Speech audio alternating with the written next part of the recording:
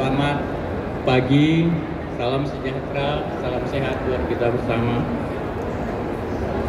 Sebelum saya menyampaikan keynote speech ini, saya ingin menyapa key person dulu. Pertama, yang saya hormati Pak Yudi Ismail, mewakili Pemda Provinsi Yogyakarta. Yang saya hormati Pak Roni, Kepala LKPP 2018-2021, senior saya. Yang saya hormati Pak Ika, juga adalah senior saya, Deputi Bidang Hukum dan Penyelesaian Sangga, terlama mungkin Pak ya, 2014-2021. Yang saya hormati Pak Tri, Ketua Ikatan Fungsional Pengadaan Indonesia. Selanjutnya yang saya hormati kepada Bapak Penyelenggara Pak Rusli, kepada seluruh peserta pameran dan seluruh tamu undangan Government Procurement Forum Expo 2023 yang berbahagia. Pertama-tama tentunya kami mengucapkan terima kasih dan atas kesempatan kepada LKPP yang sejatinya ini dihadiri oleh Pak Kepala LKPP, tapi karena beliau berhalangan tadi sudah menyampaikan melalui video, dan untuk hadir di sini dimintakan kepada saya untuk mewakili beliau.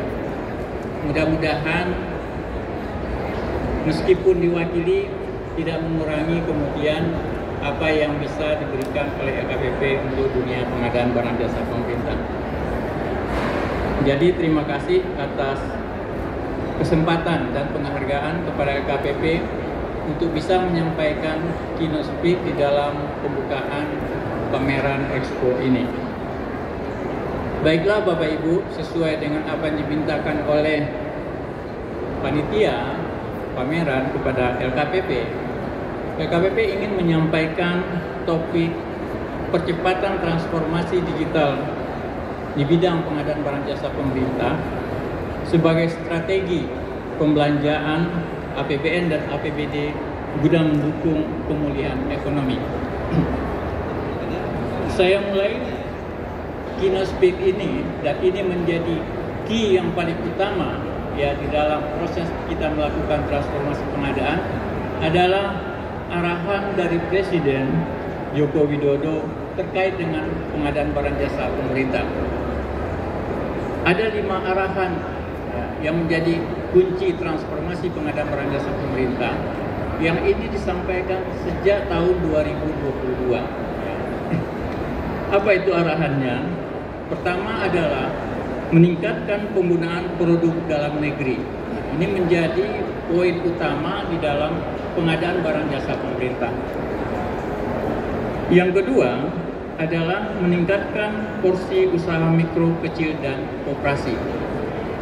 Terkait dengan UMKM ini, bahkan ini sudah menjadi tujuan atau amanah dari Undang-Undang Cipta Kerja ya, tahun 2020, Undang-Undang 11 tahun 2020.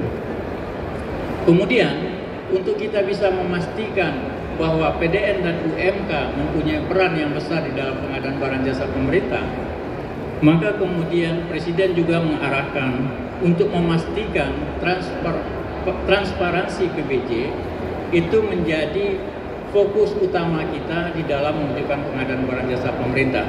Ya. Karena tanpa transparansi, rasa-rasanya tujuan kita untuk bisa meningkatkan PDN dan UMK itu akan menjadi terkendala dengan kondisi persaingan yang ada saat ini.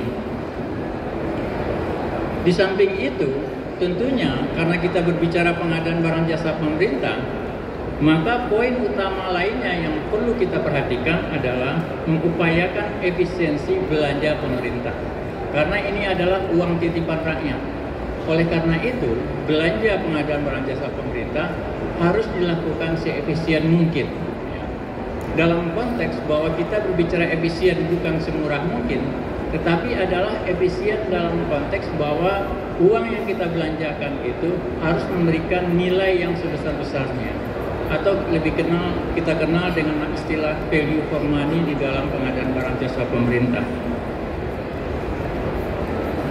Yang kelima, dan ini mungkin sampai sekarang kita belum bisa berhasil dengan baik, yaitu adalah arahan beliau nomor 5 mengenai percepatan penyerapan anggaran. Pada kesempatan slide berikutnya, nanti akan saya lihatkan seberapa besar penyerapan anggaran kita kalau kita lihat berdasarkan data dari semester 1, yaitu data sampai awal bulan Juli ini.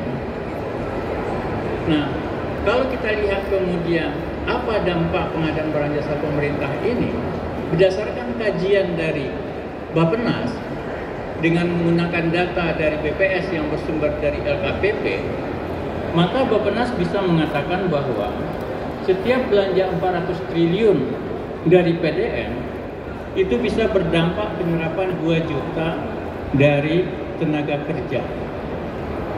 Jadi ini angkanya cukup besar. Apalagi kalau kita lihat angka pengadaan kita lebih dari 1.000 triliun. Kalau ini bisa kita lakukan dengan baik, maka penyerapan angka tenaga kerja khusus di bidang pengadaan barang jasa saja seharusnya itu bisa mencapai 4 triliun. Kalau 4 juta tenaga kerja, itu kalau kita tarik garis lurus dari hasil kajian oleh Bappenas tersebut. Di samping itu, pengadaan barang jasa pemerintah dengan nilai 400 triliun itu bisa memberikan atau mengungkit pertumbuhan ekonomi sebesar 1,5 sampai 1,8%. Nah, inilah yang menjadi sebenarnya pendorong kita atau semangat kita bagaimana kita harus mewujudkan 5 arahan dari Presiden ini.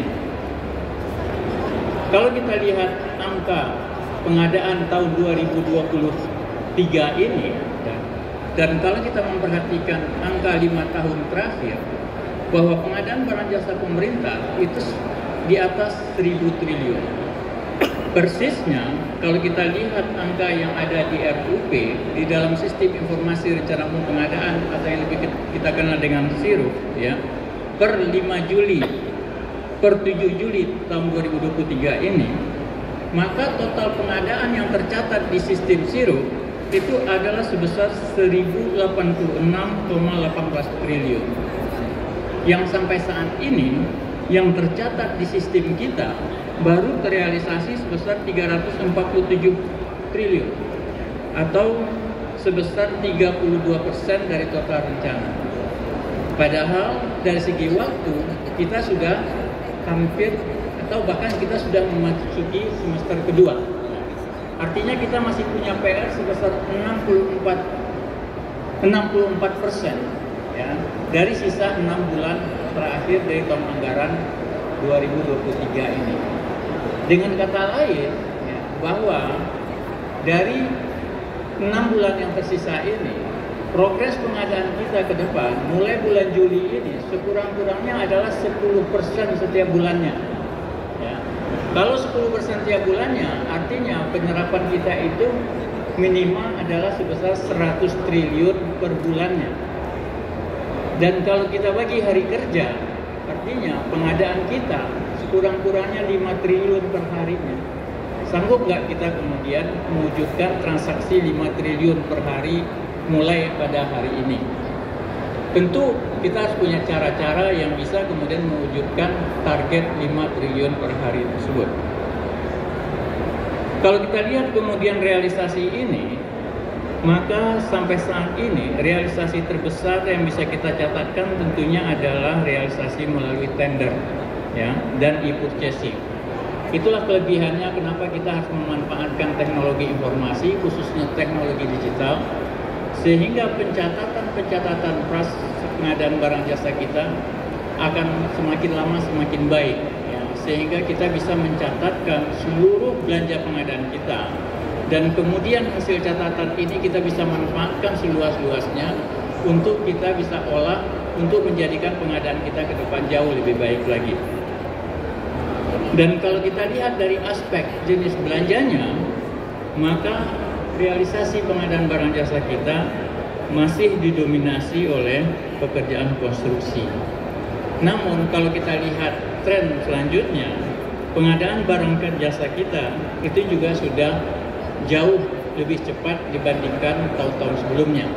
Hal ini tentunya juga disebabkan oleh perubahan metodologi kita di dalam melakukan pengadaan, yang tadinya kita lebih banyak melakukan melalui tender, sekarang kita sudah mendorong melalui e-purchasing.